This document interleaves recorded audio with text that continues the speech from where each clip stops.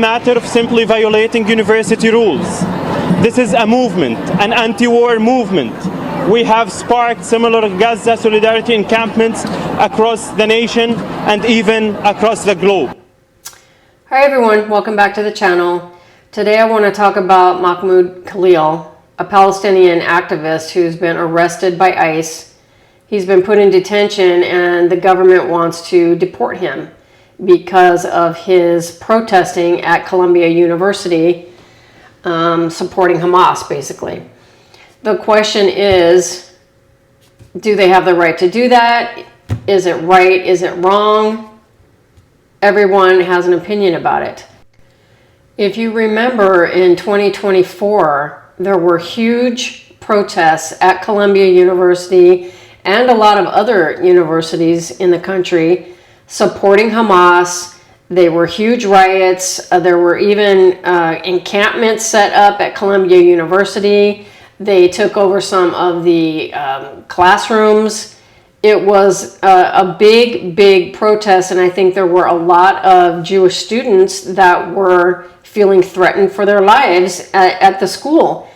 And that part, that is not right, in my opinion. I mean, these students are there to learn, and they're paying a lot of money to go to these universities, and they felt threatened. That's one of the things that he's being accused of, being a somewhat of a leader of these protests. So let's look at, before I say any more, let's look at a clip from NBC, and we'll talk about it. Tonight, a Palestinian activist who helped lead the protest at Columbia University is in ICE custody. Mahmoud Khalil's attorney saying in a statement that he was wrongfully arrested by immigration agents, claiming his student visa was revoked, even though Mahmoud is a legal permanent resident and not in the U.S. on a student visa. Trying to clarify this with the university. Khalil was one of the few protesters who shared his name during the protests last year. We want a divestment from the Israeli occupation.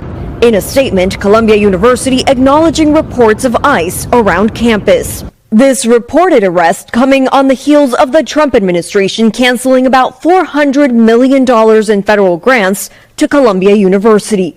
Earlier last week, the president writing agitators will be imprisoned or permanently sent back to the country from which they came.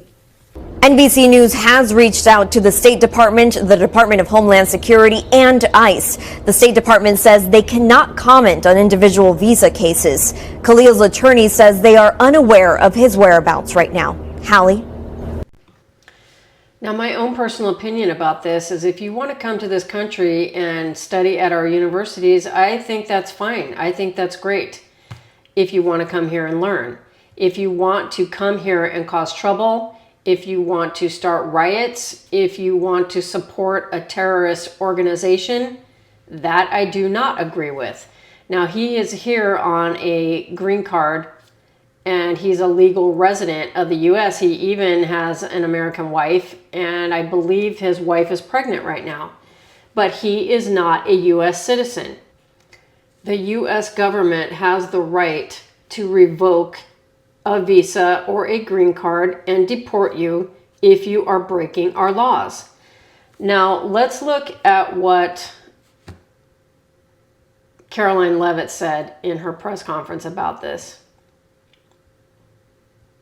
Here on Mahmoud Khalil, does the administration believe that it needs to charge a green card holder with a crime to be eligible for deportation? Well, in fact, Secretary Rubio reserves the right to revoke the visa of Mahmoud Khalil, and I'm glad you brought this up. Under the Immigration and Nationality Act, the Secretary of State has the right to revoke a green card or a visa for individuals who serve or are adversarial to the foreign policy and national security interests of the United States of America. And Mahmoud Khalil was an individual who was given the privilege of coming to this country to study at one of our nation's finest universities and colleges. And he took advantage of that opportunity, of that privilege, by siding with terrorists, Hamas terrorists who have killed innocent men, women, and children. This is an individual who organized group protests that not only disrupted college campus classes and harassed Jewish American students and made them feel unsafe on their own college campus, but also distributed pro-Hamas propaganda, flyers with the logo of Hamas. That is what the behavior and activity that this individual engaged in. And I have those flyers on my desk. They were provided to me by the Department of Homeland Security. I thought about bringing them into this briefing room to share with all of you, but I didn't think it was worth the dignity of this room to bring that pro-Hamas propaganda. But that's what this individual distributed on the campus of Columbia University. And this administration is not going to tolerate individuals having the privilege of studying in our country and then siding with pro-terrorist organizations that have killed Americans. So I am in full agreement with that. Hamas is a terrorist organization. They're radical, they're vicious, and I do not support anyone who wants to come here and be on the side of a terrorist group and cause havoc in our universities. I think this individual should be deported.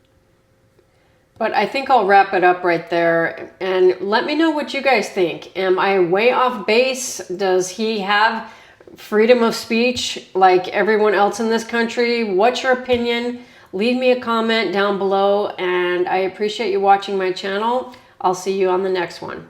Bye-bye.